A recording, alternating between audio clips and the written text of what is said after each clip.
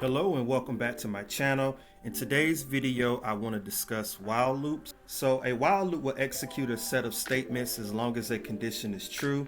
While loops are best used when you do not have a set number of iterations that you'll like perform. If you know the set number of iterations, usually you'll use a for loop, but if you don't know, you'll use a while loop. So to best illustrate how this works, we're going to ask the user their age. And we're going to say, hey, our program needs to determine if the user is giving us a valid response back. If they're giving us a valid response back, then we'll print to the terminal valid response. If they're not, then we're going to print invalid response. So if we were to use an if-else statement to accomplish this, it would look something like this. We would say if age is equal to blank, meaning that we got an invalid response back from the user, we want to print invalid response.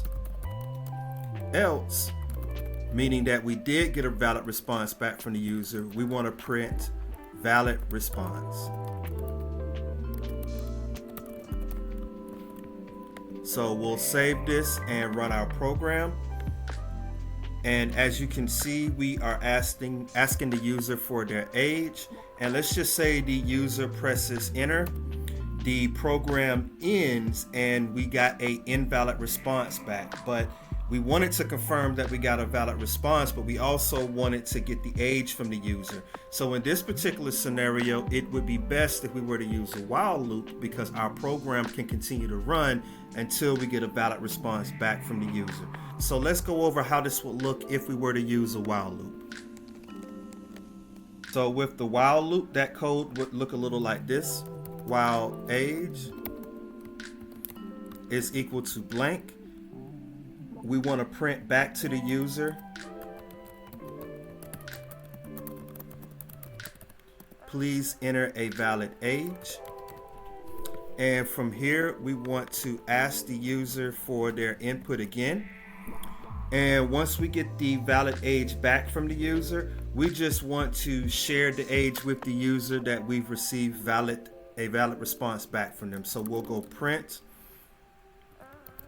and this is going to be an F string, and we'll just say age, and the value that we'll include is age.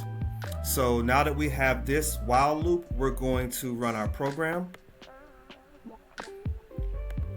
and we'll move our screen up just so we can see a little better. We have our age, and if we press enter this time, we get the response back that is not a valid age, and we see that our program is still prompting us to enter an age. But let's hit enter again, and as you can see, it continues to ask us for our age. So now let's just say we entered a valid age, and we all know that I'm 21, and we'll press enter, and you can see that it is returning that the age is 21. So now you see how simple it is to use a while loop and how a while loop has benefits over a for loop in certain circumstances. Let's use a while loop to determine if we're getting a conditional response back from the user saying, hey, this isn't a valid rate or this isn't the valid amount. So we'll code out our previous example, and we'll make sure that we code out the age input as well, and we'll scroll down on our screen, and we'll create a variable named rate, and we'll set the rate equal to float, and we want this to be an input back from the user.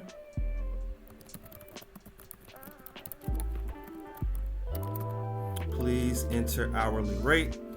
And the conditional statement that we want to set up here is that if the hourly rate is below a certain minimum, we want to return to the user that this is not a valid hourly rate. Create a while loop, and the condition that we want to verify is the rate, and we want to determine if the rate is less than, let's just say 8.0. If that rate is below 8.0, we want to return to the user that the rate is below the minimum, please enter a higher rate.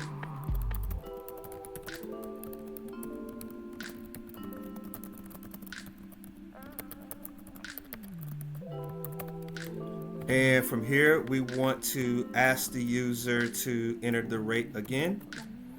And then once we have the correct rate, Then we want to print what that rate is, just so that the user can see the rate.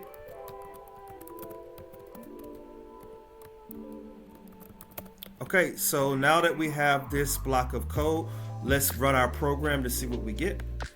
We're being prompted. So let's just say that we enter a rate of 7.0.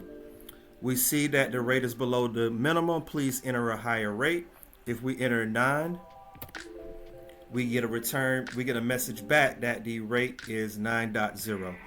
So now you see the power of while loops and how they can be uniquely used versus a for loop. So in this last example, let's just say that we want to run a program and ask a user to enter all of their favorite sports, and we want them to continue to enter their favorite sports, and they can press E to exit the program. For a program to execute in that fashion, a while loop is great as well.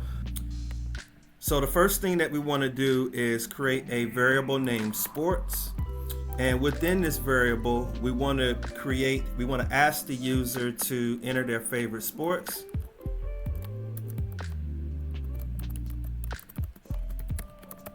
And we'll also include a message to press Q to enter. We'll also enter a message to press Q to exit or to quit. Okay, and we'll just add a little bit of space there. Okay, so now that we have the message to the user, the next thing we want to do is create our while statement. And what we want to measure is sports. And while sports does not equal Q, we want to print what sports the user we want to print the user's favorite sports. So we'll say favorite sports, and right here we will enter the variable sports.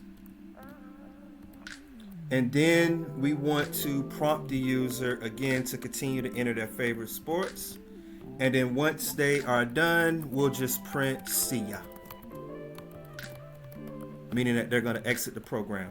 So let's save and let's execute our code. And as we can see, enter favorite sports. So we'll say soccer. Favorite sports, soccer, and we'll say football, and we'll say basketball. So we got football here and basketball here. And now that let's just say those are all of the favorite sports that we want to enter, and we want to quit the program. So we'll press Q, then enter, and we get back the message see ya. So there you have it. That is while loops in a nutshell. I hope you enjoyed today's video. Please leave me a like, and I'll see you in the next one.